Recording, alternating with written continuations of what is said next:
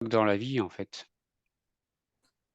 Pardon. On Donc ce sujet-là de la peur, c'est vraiment, bah, je suppose qu'il y a beaucoup aussi de psychologues qui, ont affaire à des patients, et que finalement beaucoup des échanges qui sont, proposés tournent autour de certaines craintes, d'une certaine peur.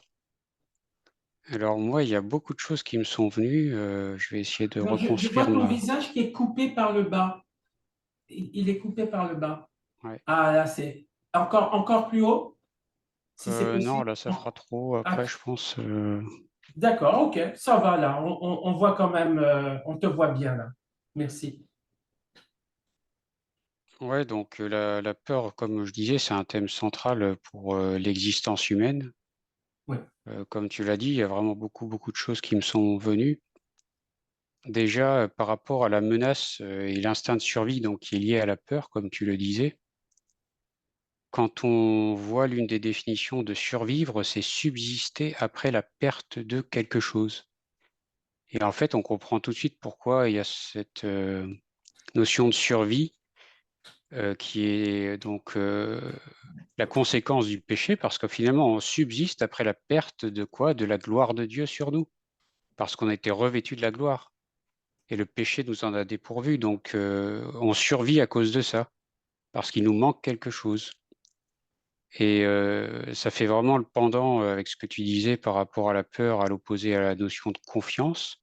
Confiance parce qu'il y a la présence de Dieu et la peur qui renvoie à une absence. Il nous manque quelque chose quand on a peur. Donc c'est vraiment intéressant ce que tu dis, parce qu'au départ, on avait un instinct de vie et pas de survie. C'est le péché qui a créé ça. Ah, gloire à Dieu. Tu peux Et mettre un peu plus fort le son de ta voix? C'est un peu faible. Merci. bah, non, à part si ma voix, je sais pas, non. Parce que normalement, mon son est bon en général. Ou parler plus fort, peut-être. Parler plus fort. Voilà, donc il y a cette notion de instinct de survie, instinct de vie, et j'ai trouvé aussi que le lien que tu fais entre la peur et la servitude, eh ben, c'est simplement une question de proportion. C'est-à-dire que la servitude, l'enfermement qui en découle, vient quand on n'a plus de maîtrise sur ses peurs. Donc c'est là encore une notion de proportion, en fait. Quand on a un certain niveau de peur, parce qu'on a tous peur dans la vie, Amen. mais en fait, tant qu'on a la maîtrise de la peur, eh ben, on n'est pas dans l'enfermement et la servitude qui en découle. C'est vraiment quand on est dépassé par ses peurs qu'on laisse place à une servitude et qu'on donne du pouvoir à ceux qui veulent nous manipuler avec la peur, justement. Donc c'était ça que je trouvais intéressant. Et deuxièmement, il y a une peur en fait qui est, liée à une menace, et ce qui est intéressant, c'est qu'on peut avoir une vraie peur sur la base d'une fausse menace, mais aussi d'une vraie menace. Et dans les 2 cas, j'ai trouvé qu'il y avait une vraie peur, il n'y a pas de fausse peur, en fait, parce que c'est un sentiment qui est difficile à feindre. On peut rarement faire croire qu'on a peur à titre de mensonge, en fait. Quand on a peur, c'est tellement un élément de vérité qui nous renvoie donc possiblement au jugement par rapport à une loi ou à autre chose, et que la menace, elle, puisse être fausse. Par contre, la peur qui en découle est vraie. Donc j'ai trouvé que la peur, finalement, elle a un côté vertueux, et nous, dans notre marche avec Dieu, il y a une peur qu'on doit bannir, celle que tu as décrite dans plusieurs aspects. Par contre, la crainte de Dieu, ça, c'est une peur qui sanctifie. C'est une sainte crainte de Dieu. Ça nous amène à chercher ce que lui veut, à lui obéir et à avoir donc toutes les bénédictions qui découlent de cette crainte-là. Donc c'est vraiment intéressant. Et pour juste revenir à cet amour en fait qui bannit la crainte, ben, c'est vrai que quand on connaît ses droits, qu'on sait quelle alliance on a fait avec Dieu et qu'on sait qu'on est aimé de Dieu, eh ben, on n'a pas à redouter les gens qui sont autour de nous, qui s'opposent à nous, parce qu'on sait de qui on est aimé et que cet amour-là prévaut sur tout le reste. Et c'est pour ça que quand dans Philippiens 4, 6, 7, comment tu as fait allusion à ce passage-là, de dire ne vous inquiétez de rien, mais en toute chose faites connaître vos besoins à Dieu. Ben, l'un des remèdes aussi pour attirer la présence de Dieu, c'est la prière, qui englobe d'ailleurs la louange, parce que la louange est une forme de prière. C'est vrai. Et finalement, dans Philippiens, quand on voit que les pensées et le cœur seront gardés en Jésus-Christ, si on a cette démarche de prière, eh ben, ça nous montre qu'il y a l'horizon de la peur qui est bouché, et l'horizon de la foi qui, lui, est ouvert. C'est-à-dire qu'il faut retrouver la direction de Dieu, tourner nos regards vers Dieu pour ne plus centrer nos regards sur la peur. Donc c'est ça l'effet correctif de la prière qui attire la présence de Dieu, c'est qu'on est à nouveau centré sur lui et c'est pas la peur qui manifeste son pouvoir. On la met de côté, on dit non, non, la peur, moi, elle vient en second, c'est Dieu que je mets d'abord à ta place. Et c'est un peu ça qu'on doit faire dans nos vies pour retrouver de la vision et retrouver de la liberté. Parce que dès qu'il y a confiance, il y a liberté. Donc la peur, c'est vraiment ce qui nous enferme, qui amène donc potentiellement à une servitude quand c'est à l'excès. Tandis que la confiance, eh ben, c'est la liberté, comme dans un couple. Le mari qui fait confiance à sa femme, eh ben, il est dans la liberté parce qu'il sait qu'il peut la laisser sortir et qu'elle va ne pas se laisser tenter par différentes menaces, parce qu'il y a un contrat qui a été signé, il y a une alliance qui a été faite, et bien avec notre Dieu, c'est pareil. Au nom de cette alliance-là, au nom de cette confiance-là, j'ai la liberté d'agir de telle ou telle manière, parce que devant Dieu, ce que je fais rentre dans le cadre du contrat. Ça en sort pas. Mhm. Voilà, c'était un peu les pensées qui me venaient. Merci. Waouh. Est-ce qu'on peut dire que la, comment dirais-je, il y a un côté révélation qui doit aussi pénétrer en nous, un peu à la manière de Élisée qui priait pour que Géasi voit, au sens de révélation de l'amour de Dieu, de la présence de Dieu.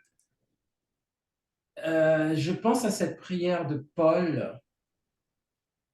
Euh, il faut que je trouve. C'est un passage qui se trouve dans Éphésiens, je pense, où quelle est la profondeur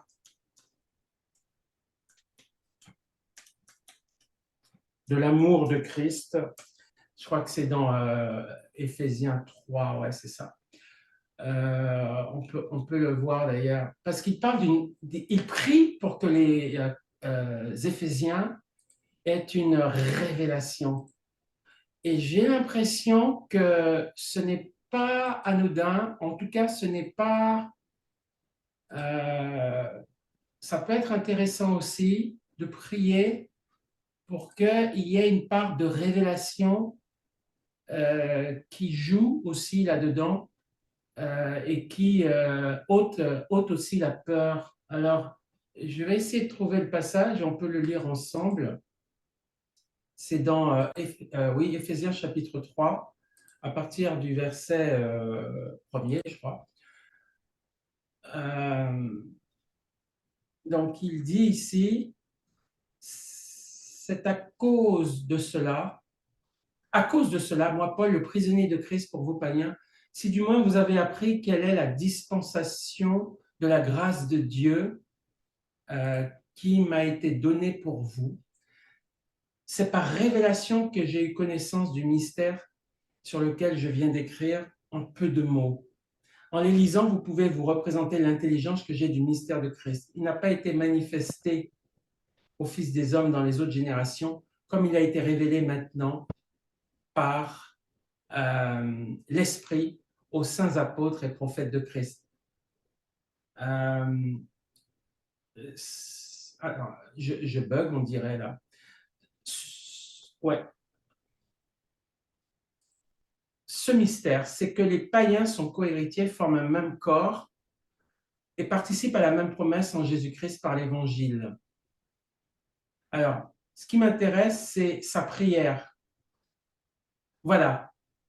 À cause de cela, je fléchis les genoux devant le Père, duquel tire son nom, toute famille dans les cieux et sur la terre, afin qu'il vous donne, selon la richesse de sa gloire, d'être puissamment fortifiés par son esprit dans l'homme intérieur, en sorte que Christ habite dans vos cœurs par la foi, afin qu'étant enracinés et fondés dans l'amour, vous puissiez comprendre avec tous les saints quelle est la largeur, la longueur, la profondeur, la hauteur, et connaître l'amour de Christ qui surpasse toute connaissance, en sorte que vous soyez remplis jusqu'à toute la plénitude de Dieu. Et là, c'est comme s'il y avait un côté surnaturel où on peut aussi demander euh, de la révélation. Parce que la révélation, c'est le degré au-dessus, me semble-t-il, de la connaissance. La connaissance, c'est bien. J'ai l'impression que la révélation, c'est mieux. Parce que la révélation, ça touche le cœur. C'est une conviction de cœur. C'est une démonstration aussi. Une révélation, c'est une démonstration. Et quand on a la démonstration de la présence de Dieu ou de l'amour de Dieu qui est tellement fort en nous qu'on ne craint plus rien, on n'a plus peur. Quand on est dans une révélation, soit de la présence de Dieu, soit de l'amour de Dieu, euh, là, c'est extrêmement fort, quoi. Ouais, On a... Oui. c'est un peu comme la lecture de la parole, en fait. Quand tu ouvres la Bible, c'est la Mhm. connaissance qui est posée dans des pages avec de l'encre, Ouais. euh, couchée par la plume des hommes, mais c'est le Saint-Esprit qui révèle. Donc Mhm. la connaissance révélée, c'est là que ça impacte des vies dans le Seigneur et qu'il y a des conversions. Mais la connaissance à elle-même n'a jamais converti véritablement quelqu'un. Oui, c'est ça. Et quand je parle de révélation, c'est presque comme si je disais, comme Christ a dit lui-même, je vous donne ma paix. On est dans la révélation là. Quand Jésus dit je vous donne ma paix, Hmm. ben, tu la reçois ou tu la reçois pas. Quand tu la reçois, tu sais que tu l'as reçue. Tu es convaincu parce que tu sens qu'elle est là, elle est descendue en toi. Euh, moi, euh, moi, je n'aime pas être bloqué dans les ascenseurs. Hmm. Je redoute ça, tu vois, je redoute ça. À chaque fois que j'ai été bloqué dans un ascenseur, la paix de Dieu est descendue. Hmm. Surnaturelle. Surnaturelle. De manière miraculeuse. Donc, c'est une vraie paix. C'est quelque chose qu'on reçoit. C'est une révélation, ça. Et, euh, et donc, et là, la peur part. Elle ne peut pas rester, la peur, puisque c'est comme quelque chose de physique que tu reçois. C'est quelque chose de palpable, hein, de physique, hein, la paix, hein, la paix de Dieu. Hein. C'est physique. Hein. À chaque fois que je suis bloqué dans un ascenseur, je redoute d'être bloqué dans un ascenseur, mais à chaque fois que je suis rempli de la paix du Saint-Esprit. Et je sais que c'est surnaturel parce que d'habitude, je suis pas à l'aise, j'ai peur des ascenseurs, tout ça. Mais à chaque fois que je suis bloqué, il y a une paix qui vient, qui m'envahit. Et c'est cette révélation, cette puissance qui est aussi forte hein, et importante, je dirais, par rapport à la peur, quoi.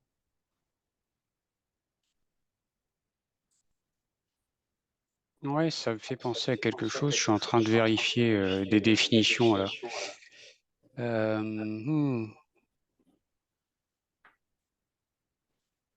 Je pensais à la notion de sensualité et de sensibilité en fait, parce que ce que tu dis là, le monde est dans la sensualité aujourd'hui de manière assez répandue.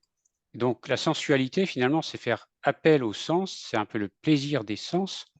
Et nous, ce qu'il nous faut, c'est retrouver cette sensibilité, c'est-à-dire utiliser ses sens, la capacité des sens, mais pour percevoir Dieu et pas se laisser conduire par la chair qui, elle aussi, éveille les sens d'une certaine manière. Donc ces deux mots, je trouvais sensualité et sensibilité.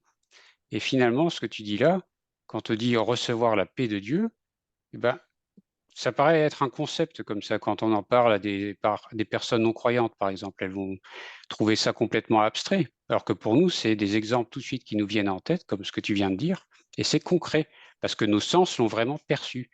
Et c'est Mm. toute la problématique de sentir les choses avec Dieu et sans en faire quelque chose de mystique. Mais on a des sens que Dieu nous a donnés et ces sens-là sont faits pour qu'on soit connecté avec lui d'ailleurs, pas que avec notre prochain ou la nature et la création en elle-même. C'est d'abord Mm. pour être connecté à Dieu, voir Dieu, entendre Dieu, sentir Dieu et même toucher Dieu un jour, on aimerait C'est le ça. faire. C'est ça. Et par rapport à moi, j'avais la peur des hommes. J'avais la peur des hommes. J'ai vécu avec ça pendant des années, des années, des années. Et j'ai eu une délivrance progressive, je dirais, mais puissante. Puissante. Euh, j'avais peur, dans mon cas, j'avais vraiment besoin d'une délivrance, hein. J'avais vraiment besoin d'une délivrance parce que c'était une peur inconsidérée et maladive, voire, moi, j'avais besoin d'une guérison profonde, d'une délivrance profonde. Et, euh, et donc, j'ai reçu de la révélation par rapport à ça. C'est-à-dire, j'ai reçu quelque chose de tactile, de physique, c'est un ressenti puissant d'une peur qui part, quoi, qui est détruite, qui est détruite. Et là, je pense vraiment, je me pose parfois la question, les esprits de peur, ils agissent aussi physiquement.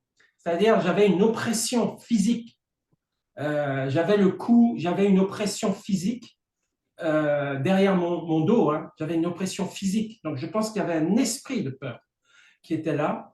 Et face à cette pression, cette oppression physique, le Saint-Esprit, lui, a opposé une paix physique, une pression physique de Dieu pour chasser cette oppression.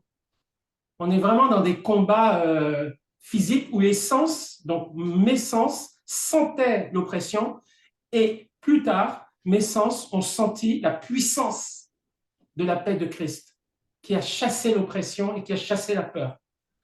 Donc on est peut-être là plus dans la délivrance et dans des cas exceptionnels d'oppression démoniaque, hein. Mais pour dire que Dieu joue sur tous les tableaux. Soit la peur n'est pas très forte, elle est simplement circonstancielle, etc. La parole de Dieu peut suffire. Soit elle est un peu plus forte, cette peur, et on a besoin de sentir la présence de Dieu. Soit, comme dans mon cas, on a besoin d'une délivrance. Et Dieu est toujours là, y compris pour la délivrance et pour amener une paix tangible, euh, sensuelle, physique, une paix physique qu'on sent et qui chasse l'oppression physique du malin. En tout cas, c'est très riche, hein. Ce thème-là, vraiment, Mm. c'est impressionnant. C'est impressionnant, c'est non seulement riche, mais c'est en plus de ça essentiel. Parce qu'en fait, si on arrive à se débarrasser de ces craintes qui sont soit infondées, ou alors, enfin, quoi qu'il en soit, il y a trop de craintes infondées justement qui sont des obstacles sur notre chemin et toute la vie spirituelle serait complètement décuplée, et même dans ce monde au quotidien.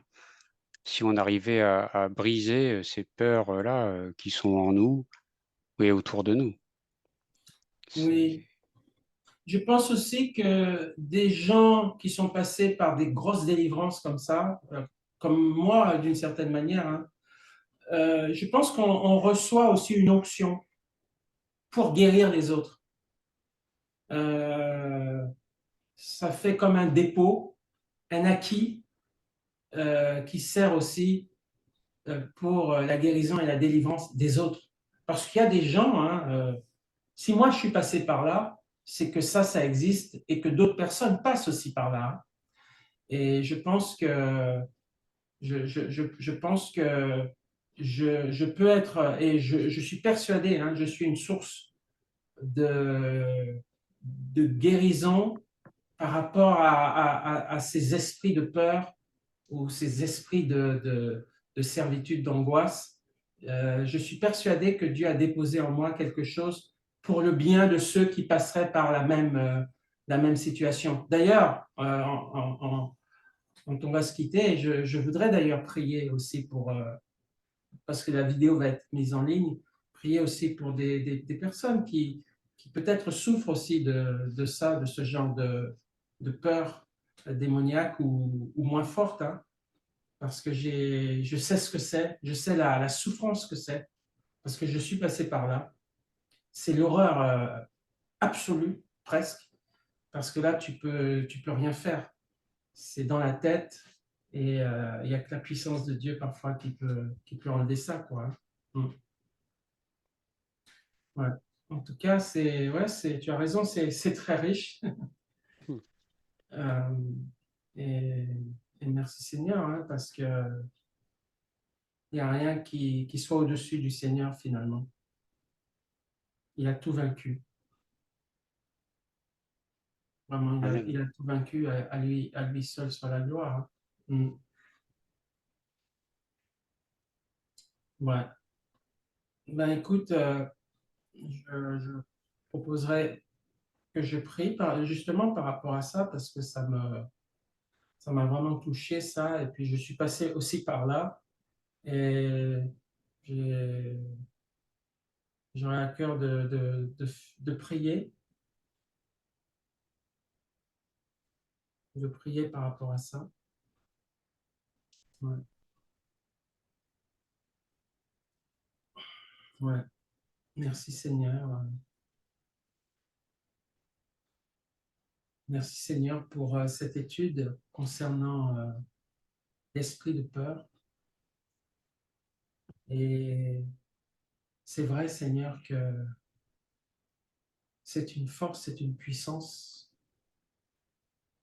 Et de toute façon, comme nous l'avons dit Seigneur, nous sommes tous sujets à la peur, parce que c'est quelque chose quelque part qui protège aussi d'une certaine manière, lorsque c'est, comme l'a dit mon frère, lorsque c'est jugulé, lorsqu'on n'est pas envahi par ça.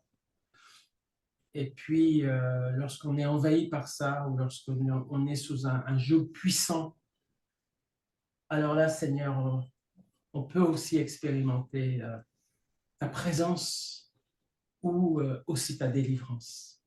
Et Seigneur, je sais ce que c'est, je suis passé par des moments très durs pendant de longues années. Et je sais que cette vidéo va être mise en ligne, et je sais qu'il y a des gens, Seigneur, qui passent peut-être par ce genre d'angoisse, ce genre de peur. Et je veux, Seigneur, prier maintenant pour ces personnes et leur dire, Seigneur, que tu es celui qui délivre. Je l'ai expérimenté, je l'ai vu. Et je proclame maintenant au nom de Jésus-Christ, je proclame maintenant au nom de Jésus-Christ sur toutes ces personnes qui vivent dans l'angoisse, qui vivent dans une peur excessive, dans une angoisse excessive, qui a peut-être une origine démoniaque ou familiale ou héréditaire.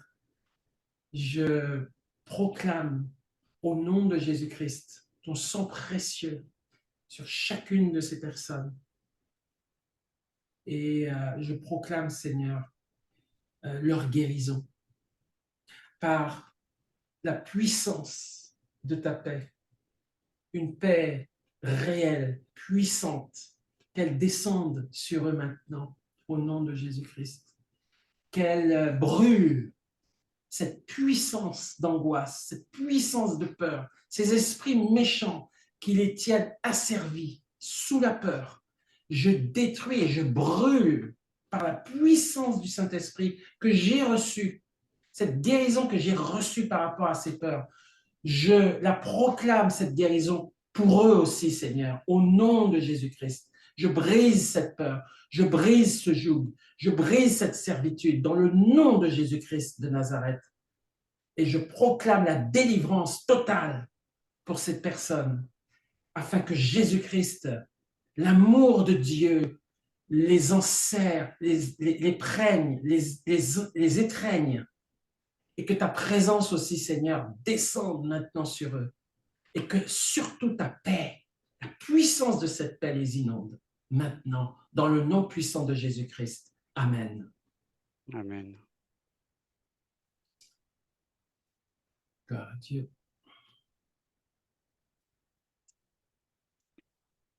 Amen. Gloire à Dieu. Merci Seigneur. Alléluia.